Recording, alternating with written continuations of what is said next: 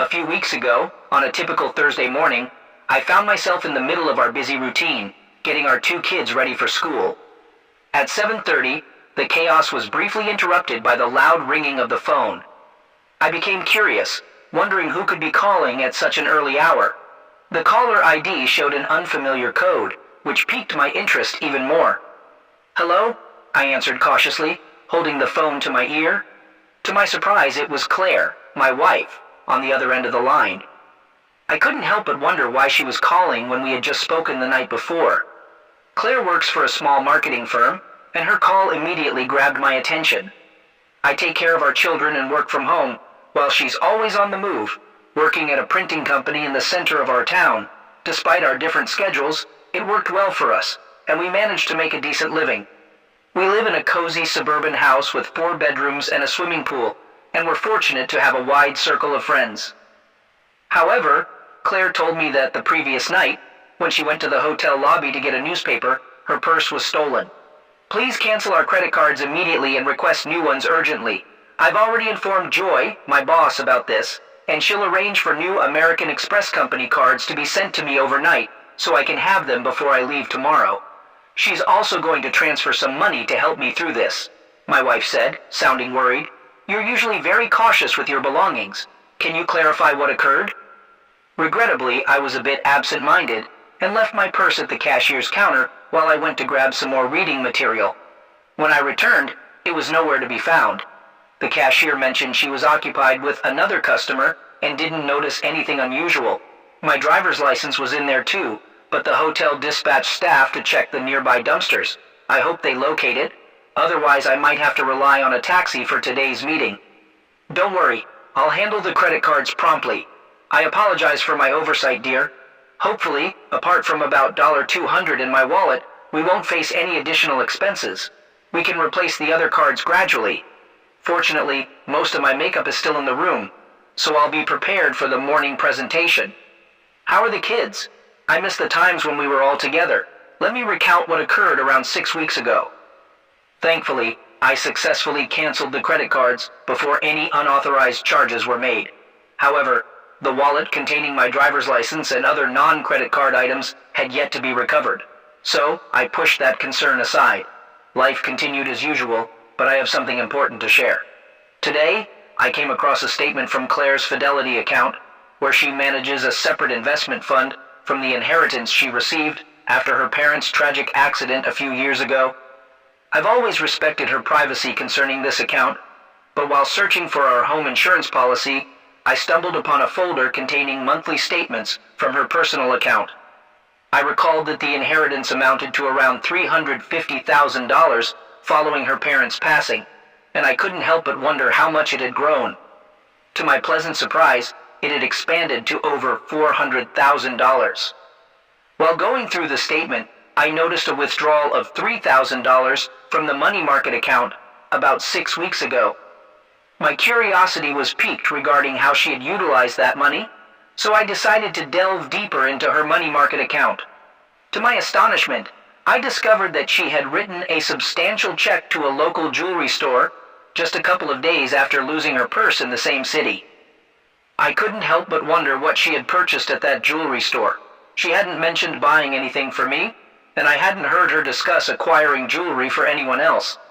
Although she has a brother, I couldn't comprehend why he would require a $3,000 gift. After some contemplation, I decided to turn to the computer and visit the jewelry store's website. I jotted down their phone number for further inquiry. I picked up the phone and dialed the jewelry store's number. A woman introduced herself as a store representative and inquired how she could be of assistance. After providing my name and specifying the transaction I wished to inquire about, I explained that we had encountered an issue with the purchase and were wondering if there was a store warranty in place. She proceeded to search for the transaction in her computer and then inquired about the nature of the problem with the rings. I found myself momentarily puzzled, wondering what kind of rings she could have bought. Fortunately, the woman on the phone swiftly clarified, "Oh, I remember this purchase. When she visited our store, she was visibly distressed and mentioned that her wedding and engagement rings had been stolen. She wanted to replace them, which proved to be quite a challenging task. While we were searching for suitable options to meet her needs, she used the company's credit card as collateral and later sent us a check to cover the cost. Now that you've mentioned the issue with the rings, I'd like to assure you that our store provides a 90-day warranty for such situations. Is it possible that the diamond setting has become loose? This is perplexing, because she spoke of replacing the wedding and engagement rings, but never indicated that she had lost them, only mentioning the theft of her purse. It took me some time to process this new information. Listen, I conveyed to the woman on the phone. I need to have a discussion about this with my wife before making any further decisions. I'll get back to you later. With that, I bid her farewell. While she appeared somewhat puzzled, my own bewilderment was far more overpowering. It was becoming increasingly apparent that the rings should have been inside her purse when it was stolen. But why would she carry them in her purse if she had no intention of concealing her marital status from others? To the best of my knowledge, there were no professional constraints related to revealing one's marital status. However, if she wanted to appear unmarried in specific social circumstances, disconcerting thoughts began to circulate in my mind, suggesting that she might have contemplated engaging in an extramarital affair while away from home. The mere notion of it made my stomach churn. We had been married for 11 years and were blessed with 2 wonderful children, Jeremy, age 7, and Melissa, age 6. I believed we had a flawless marriage and a picture-perfect family. Our personal life seemed gratifying to me, or at least that's what I had believed.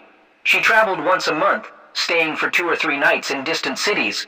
If she harbored intentions of such actions, she might have seen it as a discreet opportunity. It seemed that losing the rings had deeply troubled her, leading her to opt for replacements that closely resembled the originals.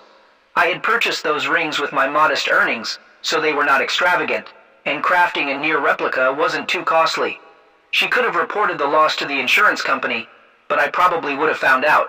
If her purse was genuinely stolen at the hotel, she should have reported it. I couldn't help but wonder what she claimed as missing. I decided to locate the hotel's contact number and made the call. I asked about any records related to the theft of my wife's purse. Surprisingly, they confirmed having a written account of the incident. I requested a copy to be faxed to me, and I received it shortly. The report was composed and signed by Claire herself. In the statement, Claire mentioned that her purse was stolen while she was dancing in the hall. She had left her purse at the booth where she was seated, and upon her return, it had vanished. Remarkably, Claire explicitly noted her hesitation to involve the police. As I absorbed this information, my thoughts raced. Overwhelmed by the implications of what I had uncovered, she had deceived me not only by concealing the truth about the stolen rings, but also by inventing a story about shoplifting. While there could be an alternative explanation, my mind couldn't come up with anything other than the unsettling thoughts swirling in my head. It became clear that I needed to uncover the significance of losing those rings, or else they would persistently occupy my thoughts and drive me to madness. One thing was increasingly evident. Those rings were inside her purse when she was dancing with an unknown man. Several weeks had elapsed since the incident, and she was about to embark on another trip in a few days. I realized I needed to gather more details about the schedule for her upcoming trip. I wanted to comprehend what she typically did in the evenings outside our home. If she was involved with other men, perhaps losing the rings had served as a wake-up call, prompting her to reassess her behavior. I knew that if I discovered her infidelity, it would likely spell the end of our marriage, though I dreaded considering how it might impact our children. She was undoubtedly a great mother, but I couldn't bear the thought of her having custody of the kids, especially with her frequent business trips. My mind raced, desperately seeking any potential clues to shed light on her faithfulness. What other information might hint at her actions during her trips? Did she engage in unprotected encounters, or insist on using contraceptives? I assumed she would opt for protection because she wouldn't want to risk bringing home infections or the possibility of an unwanted pregnancy. After all, I had a vasectomy after the birth of our second child, rendering pregnancy impossible. She couldn't rely on the men she met having protection, so she must have had her own supply. One question remained. Where did she keep them? It was unlikely she stored them at our house or in the car, so the office seemed the most likely place. She probably carried them with her on business trips. I knew she transported her work papers, laptop, and presentation materials in a large briefcase she kept in her office. But if she had an early morning flight, she'd bring her bag home the night before, then pack it in a suitcase for the airport. This detail was crucial. I needed to find an opportunity to search the briefcase before her departure. I hoped her next trip involved an early morning flight. I made a deliberate choice to remain calm and composed, not displaying any signs that something was amiss. As it happened, when the kids returned from school, I was occupied with various tasks and had little time to dwell on my suspicions. Nonetheless, the specter of her infidelity continued to linger in the back of my mind. When Claire returned from work, I found myself in a bit of a mess. While preparing dinner, I accidentally spilled a dish of beans, creating a mess on the floor. The resulting chaos of cleaning up and managing the kids' activities left me looking somewhat disheveled. Fortunately, she didn't seem to notice any unusual behavior from me at that moment. After the commotion settled and everything was cleaned up, I greeted her with a kiss on the cheek. We sat down at the table as we normally did to enjoy dinner and engage in our typical chit-chat. Given our usual routine, I didn't expect her to have any growing suspicions about her upcoming trip. "So, you're heading out on another trip in a couple of days?" I asked. "Yes," she replied, with little enthusiasm. "It's the same old routine. I'm not looking forward to it." My curiosity prompted me to dig deeper. "If you don't enjoy it, have you considered applying for a different role? You've been with the company for quite some time and have a good understanding of various aspects of its operations. I think you could adapt to almost any position." She mentioned her desire to gain more experience before transitioning to a desk job. However, I gently appealed to her conscience regarding the kids. "And I really miss you when you're not home," I added, hoping to evoke a sense of guilt. "I know, I'm sorry," she responded sympathetically. "I miss all of you too." Seeking more details, I continued, "So where exactly are you headed this time? Will you be leaving in the morning, giving us a chance to spend some time together before your departure?" I held her gaze, mindful that our children could hear us. Despite trying to appear normal, my anxiety was evident as my stomach rumbled, making it difficult to eat. She seemed to think everything was fine, as her reaction mirrored mine. I wondered if she had stomach issues, but it turned out she was eating without much enjoyment. Perhaps my suspicions were unfounded, but the urge to search her briefcase still lingered, as it could potentially provide insight into her loyalty. "I'm only going to Denton, so I'll be leaving tomorrow morning at 7:30, she mentioned. "I need something to keep me going until I return on Friday," she added playfully, giving me a wink. I responded in a similar playful manner, trying to maintain a sense of normalcy. To my surprise, she blushed in response. Her comment about bringing her briefcase home the night before her trip suggested she wouldn't be stopping at the office before heading to the airport. Given her seemingly genuine attitude about the upcoming trip in front of our children and me, one might assume that either she hadn't been involved in any infidelity during her travels, or she had become skilled at concealing such behavior. I hoped to uncover the truth when I examined the contents of her briefcase. On the evening before her planned trip, Claire returned home in high spirits. She parked her car next to mine in the garage as usual and appeared visibly excited. This left me wondering if her excitement was due to our conversation or if there was another reason behind it. Upon entering the house, she didn't bring her briefcase with her, assuming it was still in the car. I was busy preparing dinner, so we sat down at the table. She casually asked if I could retrieve her suitcase from the garage after we finished eating. "Certainly," I replied, trying not to show any signs of suspicion. "Are you all set for your trip?" she asked, trying to reassure me. "Oh yes, it's a routine trip. My briefcase is in the car, ready for the journey. I'll pack an overnight bag with the essentials." In an effort to maintain a sense of normalcy, I inquired, "Do you have any plans while you're away?" "No, the kids and I will stick to our usual daily routine during the week. Maybe we can plan something family-friendly for the weekend?" she replied, showing enthusiasm for the idea. "Sounds like a plan," I responded, genuinely. After we finished dinner, she kindly helped me clear the table in the kitchen and loaded the dishwasher. Once we were done, she headed to the bedroom to pack her things, while I made my way to the garage to retrieve her suitcase. Upon inspecting the car, I didn't find the briefcase inside, leading me to believe it was securely placed in the trunk. Expecting this, I had already devised a plan to access it later in the evening. When I returned to the bedroom with her suitcase, I casually asked, "Do you know where the car keys are?" My tire seems to be slowly losing air. If I take it to the station, Jerry can fix it right away." For a brief moment she appeared puzzled, but then reached for her purse, handing me the car keys. She proposed an alternative, saying, "Couldn't you just use the spare tire? It's meant for emergencies?" Taking a resolute stance, I responded, "Yes, the spare tire is for emergencies, but we have enough time to properly fix this. I think that's the best course of action." I hurried back to the garage before she could change her mind. Swiftly, I drove her car out of the garage and headed to the junction station owned by my friend Jerry from school. Pulling up in front of one of the service bays, I honked my horn to get his attention. Jerry noticed me and opened the bay door, allowing me to drive in before closing it behind me. "What's going on, buddy?" Jerry asked. Curiously, I replied, "My tire was supposed to be fixed here, but I needed a little time to check something else." Sensing that I might have some issues at home, he asked, "Trouble at home, buddy?" "Maybe," I admitted, reluctantly opening the trunk and retrieving Claire's briefcase. Placing it on a nearby workbench, I unlocked it. Jerry, realizing a customer needed him, simply said, "Well, I've got a customer, so take your time, my friend." Nodding to Jerry, he returned to the small shop attached to his station. I began to search the briefcase meticulously, ensuring that I didn't disturb anything. My hands explored the pockets on the lid unnecessarily, and to my shock, I discovered a package that drew my attention when I removed it. My heart sank as I realized it was an open package of contraceptives, with about 3 pieces missing. My worst fears were confirmed. I carefully placed the package back where I found it and closed the briefcase once more.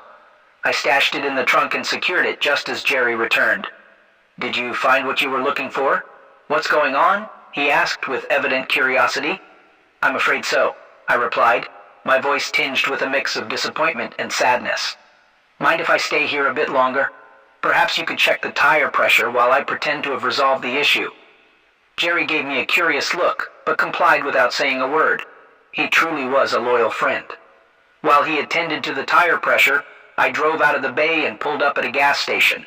I filled the tank with fuel, unsure of when I would do that for her again. My thoughts were filled with gratitude toward Jerry for his understanding as I made my way back home. As I pulled into the garage, a sense of darkness seemed to envelop my thoughts, and panic began to intensify. Fueled by anger and frustration, it was difficult to grasp how she could betray our marriage, our children, and me in such a manner. Amid the receding emotions, I shifted my focus to planning my next steps. To secure custody of our children, I needed concrete evidence of her infidelity and misconduct. Despite her shortcomings as a partner, I acknowledged her role as a good mother. The children deserved a maternal figure in their lives. While visitation rights would likely be granted, my ultimate goal was to gain full legal custody. She will have to explain the reasons behind our divorce to her brother and friends. As I entered the house, I called out from the bedroom saying, "Everything's set. It was just a minor issue with a nail." "Okay, thanks," she replied, still avoiding eye contact. Seeking solace, I went to the kitchen for a beer and then settled in the family room with the kids, who were absorbed in watching a TV show. About 30 minutes later, Claire joined us in the room and sat beside me on the couch. By then, my emotions had settled, but a deep sadness washed over me as I realized our once happy family was soon to be a thing of the past. To my surprise, Claire moved closer and snuggled up to me. Whispering in my ear, she asked, "Are you ready for tonight?" After taking a sip of beer, I replied, "I think so, but I have a stomachache."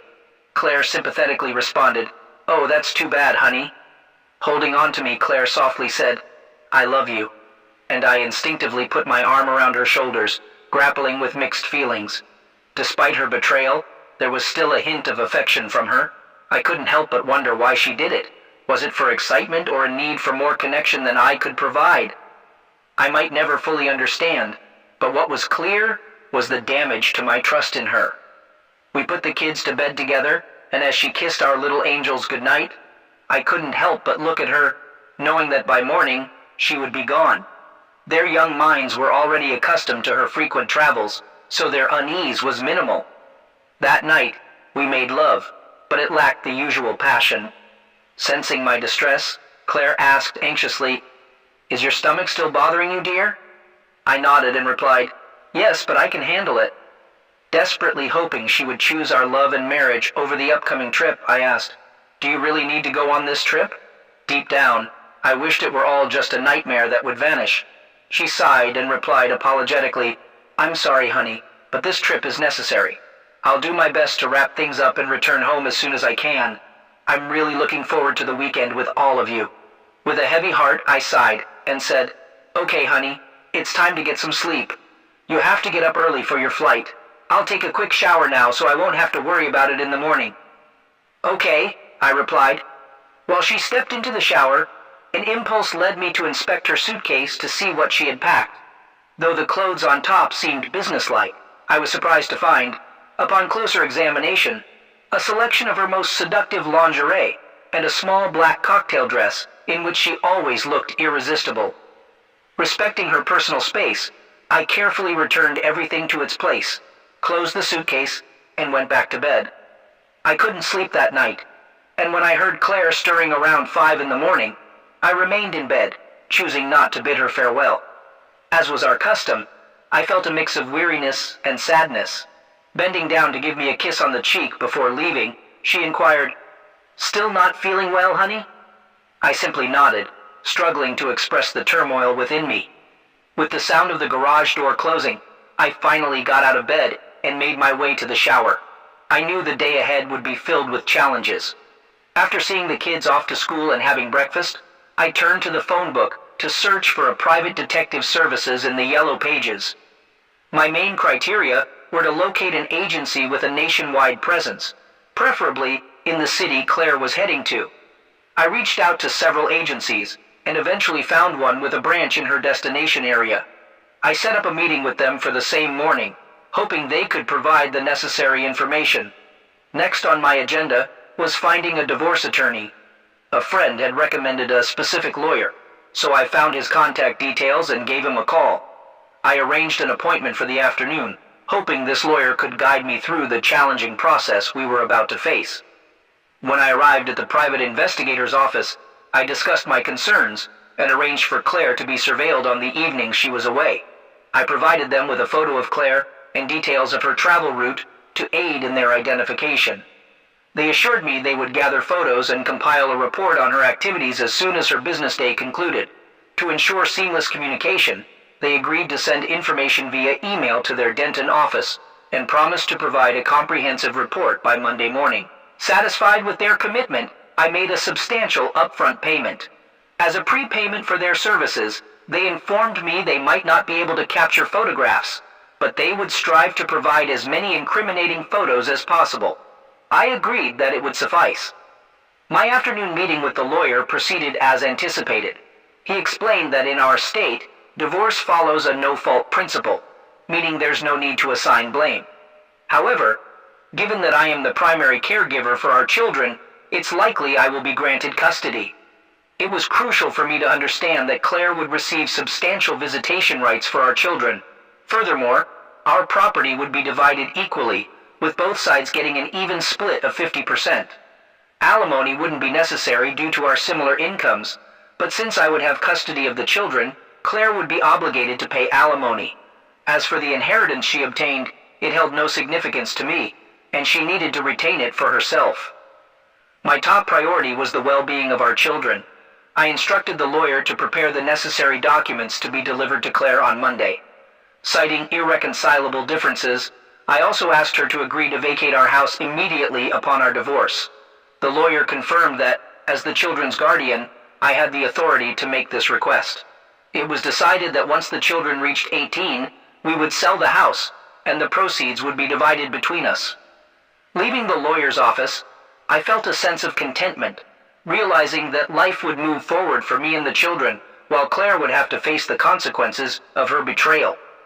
At that moment, I didn't take immediate action concerning our finances, insurance, or other legal matters. I assumed I'd have sufficient time to address these issues after serving her with divorce papers. Given her inheritance, I believed she wouldn't have to be concerned about her share of our joint savings. When it was time for school to conclude, I headed home to catch the bus. On Friday afternoon, when Claire returned, I kindly offered to take care of her laundry, but she politely declined, insisting she would handle it later. I couldn't help but grin, recognizing how playfully mischievous I had been. Deep down, I fully comprehended why she preferred to manage the laundry herself. It was crucial for her to keep her extramarital affairs concealed at all costs. Later, as we lay in bed, Claire expressed worry about my ongoing stomach issues and suggested I see a doctor. "This has been persisting for too long," she emphasized. I playfully responded to Claire, letting her know that I intended to try a new medication, recommended by a friend, to address my persistent stomach problems. I expressed optimism that this would resolve the issue and bring her back to me soon. When we embraced, she whispered that she missed me greatly. On Monday, as the kids left for school and Claire headed to work, I received a call from the detective agency, informing me that they had a report ready. I told them I'd be there shortly, and within 30 minutes, I was sitting down with the office manager, discussing the details. The office manager informed me that a report with attached photos had been faxed from Denton that morning. He admitted he hadn't had time to read the entire report, but upon a quick scan and a glance at the photos, it seemed highly incriminating. I took a copy of the report and started reading its contents. The subject of the report was identified as Claire Barton. According to the report records, the surveillance of the woman began at 5:17 p.m. on Wednesday, June 16th, in the lobby of the Denton Marriott Hotel. Her identity was confirmed by comparing a photo obtained from the Merrickville office. Upon closer examination of the report, it turned out that she was wearing a company badge, further confirming her identity. Moreover, the report detailed the movements of the subject and noted she was carrying a briefcase. When she entered the elevator, a staff member accompanied her and verified her arrival at room 414 at 5:23 p.m. It's important to note that the report emphasized that the subject was alone at that time. Additionally, the report included a photograph labeled Exhibit 1A, showing the subject dressed professionally before entering the room. When looking at the photo, it was clear she still wore rings. Evidently, the photo was taken discreetly using a mobile phone. The report stated that the agents had rented a room across from the subject's room. At 6:31 p.m., they received a signal that the subject had left her room and was heading for the elevator. A minute later, at 6:32 p.m., the subject exited the elevator and entered the lobby. The report noted she was dressed as described in Example 1B. Upon examining Example 1B, it became evident that Claire was wearing a small black cocktail dress paired with high-heeled shoes. She was also adorned with a necklace I had given her for our 10th anniversary celebration. However, what stood out the most was the absence of wedding rings on her left hand. The photo showed clearly that she wasn't wearing them. The report mentioned that the staff had rented a room across from hers.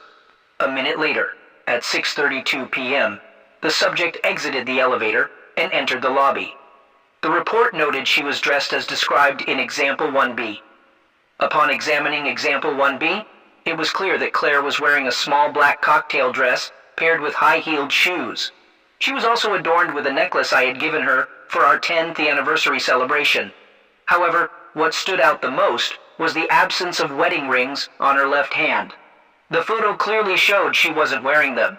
The photo, identified as Exhibit 1D, displays Claire and a man in a tight embrace, engaged in a passionate kiss while seated in a booth. The intensity of their connection was clearly visible in the picture.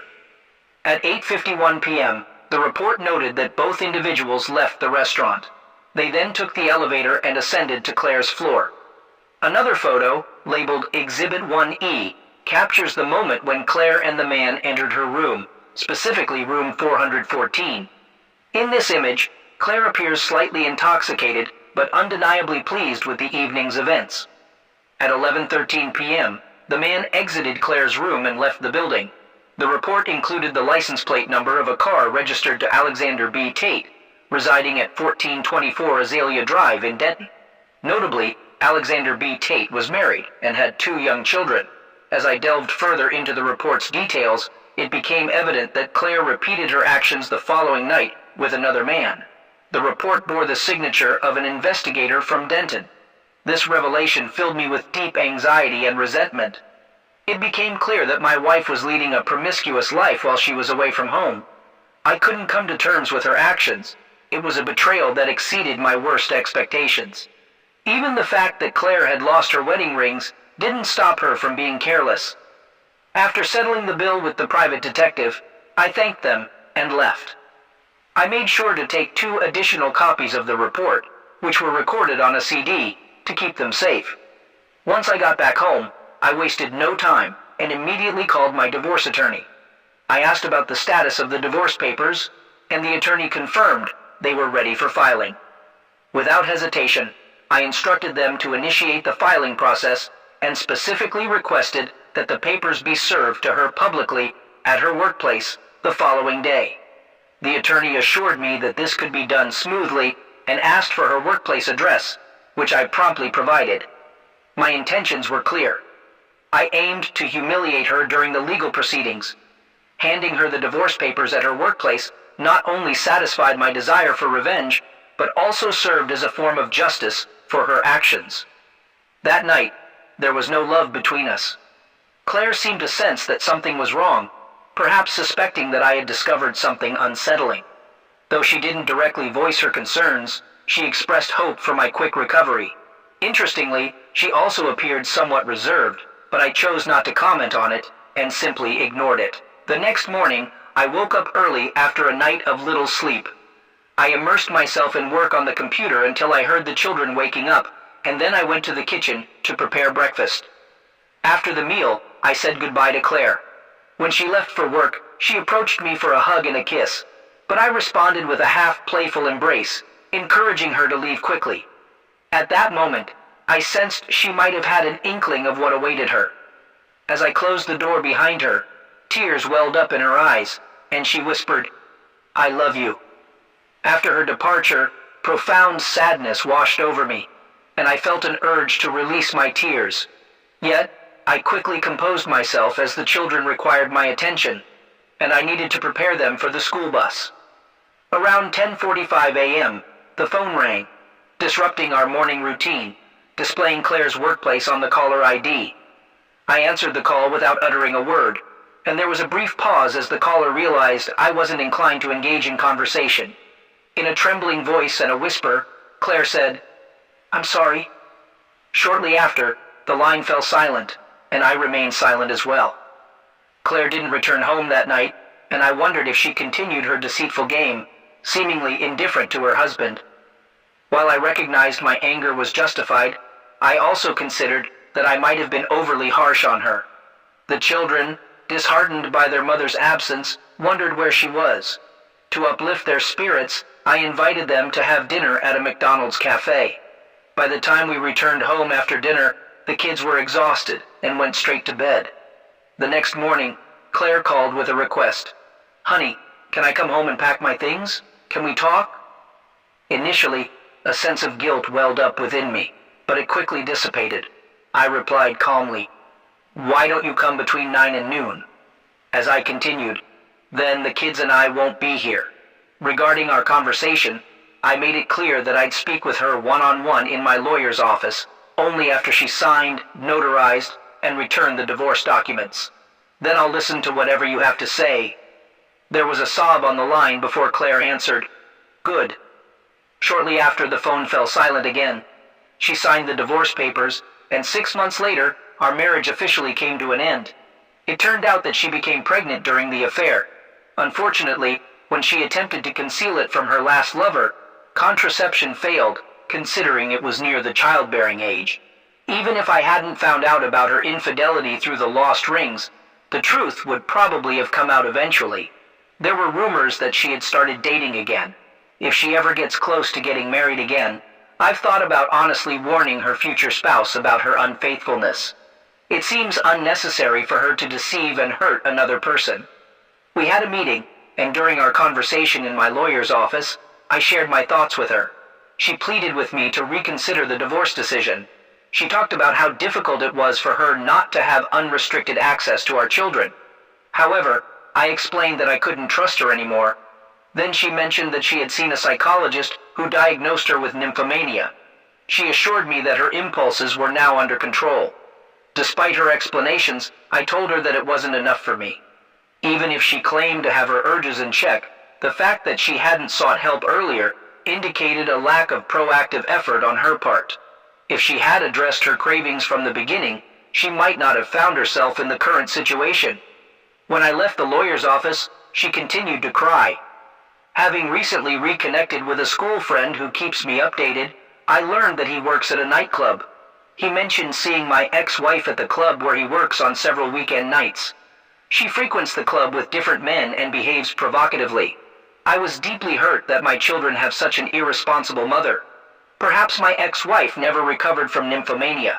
A friend of Claire's also called me and informed me that Claire was in poor health. She said my ex-wife needed my assistance because she had contracted herpes. Meanwhile, she continued her promiscuous lifestyle. I sympathized with her but conveyed that I couldn't offer any help, nor did I want to. Claire chose this lifestyle and its associated health issues. I began dating again, and it seems I found someone special. This woman, around my age and divorced herself, discovered her ex-husband's infidelity and didn't tolerate such behavior. She possesses strength and resilience, qualities I genuinely admire. It seems that my children also like her. I believe this is a natural progression, and it's only a matter of time before I consider taking our relationship to a new level.